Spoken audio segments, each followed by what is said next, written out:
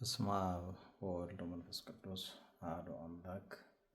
የተከበራችሁ የእግዚአብሔር ቤተሰቦች ወንዶችም ሴቶችም ሕፃናት ሁላችሁም የኦርቶዶክስ ተዋሕዶ ሃይማኖት ተከታይ የሆናችሁ ወገኖቻችን ይህ ዛሬ የምጀምርላችሁና በዚህ በብላክቦርዱ ላይ የምታዩት ነገር ስለ ግዕዝ ስርዓተ ንባብ እንድንማማር የተዘጋጀ ሀሳብ ነው።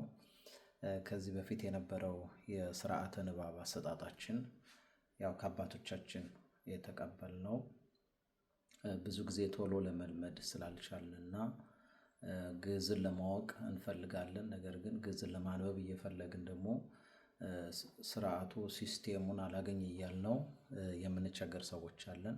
በእርግጥ በዚህ ዙሪያ ብዙ አባቶቻችንም የሚችሉትን ያህል ቀለል አድርጎ ሰው እንዲረዳው እየደከሙ ነው ያሉት።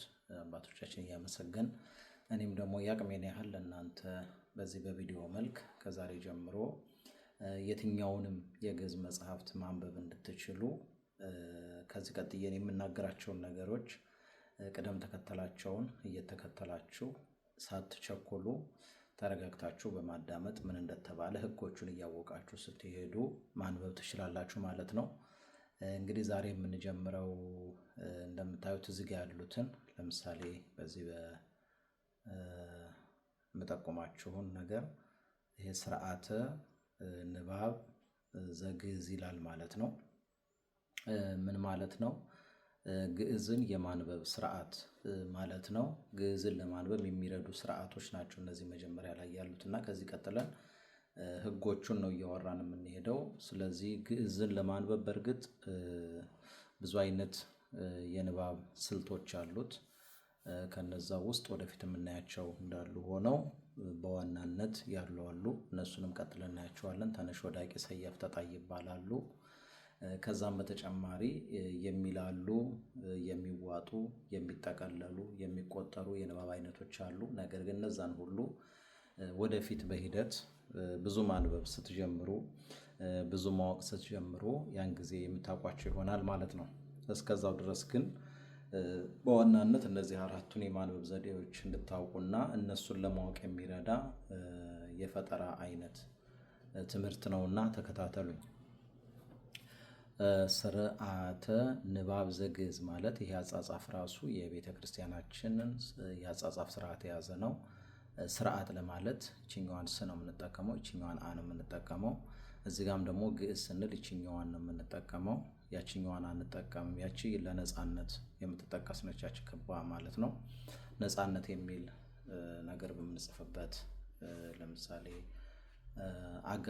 አግዓዞ ለአዳም፣ አግዓዚ የሚሉ ነገሮች የምንጽፍበት ነው ማለት ነው።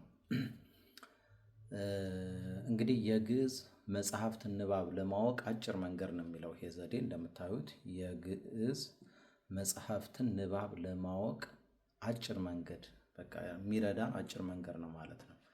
ከዚህ ቀጥሎ የምናያት እዚህ ጋር አንደኛ የምትላለች። አንደኛ የፊደል የቃላት የፊደልን ወይም ደግሞ የቃላትን የአቀማመጥ ስርዓት ማወቅ ማለት ነው። ይህንን ወደፊት እንሄድበታለን ተመልሰን አሳያችኋለሁ። የፊደልን ወይም የቃላትን የአጠቃቀም ስርዓት ማወቅ ምን ማለት ነው? የፊደልን ወይም የቃላትን ማቀማመጥ ስርዓት ማወቅ የሚለውን ቀጥዬ ፊደል ገበታ ላይ የማሳያችሁ ይሆናል ማለት ነው በቀጣይ።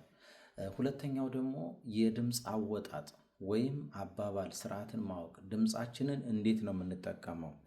እያንዳንዱ የግዕዝ ቃል ላይ የምንጠቀመው ከአንደበታችን የሚወጣው ድምፃችን ምን መምሰል አለበት? እንዴት አይነት ድምፅ ነው ማውጣት ያለብን? ለምን አይነት ቃል ምን አይነት ድምፅ እናወጣለን የሚለውን ነገር የሚያሳየን ነው ማለት ነው ሁለተኛው።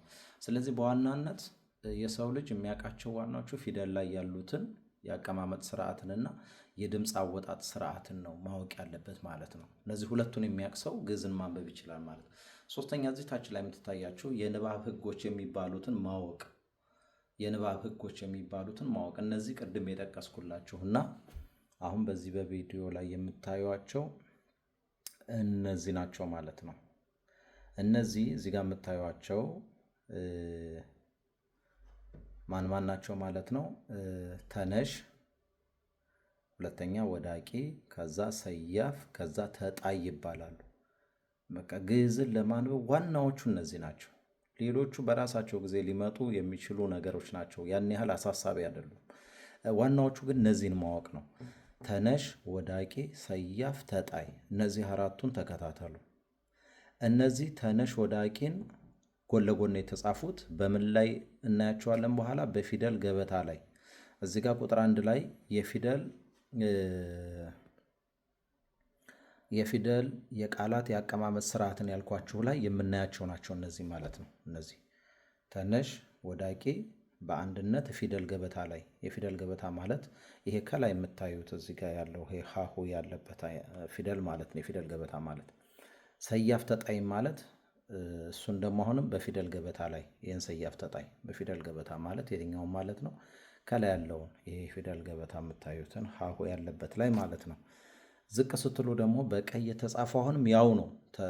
ተነሽ፣ ሰያፍ፣ ተጣይ፣ ወዳቂ የሚለው ቃሉ አንድ ግን ተዘዋውሮ ተጽፏል። እላይ ተነሽ የነበረው እዚጋ ተነሽ ሆኖ ወዳቂ ወጥቶ ሰያፍ ነው እዚጋ የመጣው። በድምፅ ጊዜ ደግሞ ይለያያሉ። ፊደል ገበታ ላይ የምናውቃቸውን እዚህ በድምፅ ላይ ደግሞ የየራሳቸው ድምፅ አላቸው። ማለት የየራሳቸው ሲባል እዚህ ጋር ተነሽና ሰያፍ በድምፅ ይቀራረባሉ። እዚህ ጋር በፊደል ገበታ ጊዜ ደግሞ ተነሽና ወዳቂ በድምፅ ይለያዩና በፊደል ገበታ ላይ ደግሞ በአንድ ቦታ ይገኛሉ ማለት ነው። ከዛ ዝቅ ብለን ስናይ ደግሞ ተጣይና ወዳቂም እንደዚሁ እዚህ ጋር ስናይ ሰያፍና ተጣይ የነበረው እዚህ ጋር ደግሞ ተጣይና ወዳቂን የሆኑት ማለት ነው። ማን መጣ? ተጣይ መጣና ወዳቂን ደግሞ ከዚህ ከላይኛዋ መጣ ማለት ነው በድምፅ ጊዜ።